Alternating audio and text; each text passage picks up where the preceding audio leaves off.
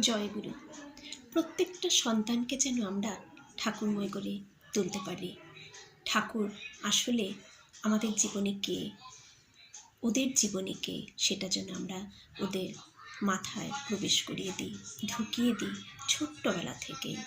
তাহলে তারা ঠাকুরকে এমনভাবে ভালোবাসবে যে কোনো কিছুতেই ঠাকুর থেকে তাদের কেউ দূরে সরাতে পারবেন না।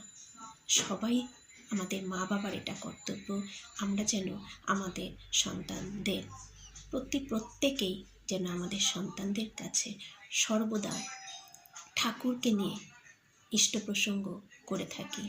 সব সময় তাদের সামনে যেন ঠাকুরের গল্প করি, ঠাকুরকে, আচার্য পরম্পরা, অবিন দাদা, আচার্যদেবের সম্পর্কে যেন সব কিছু জানাই।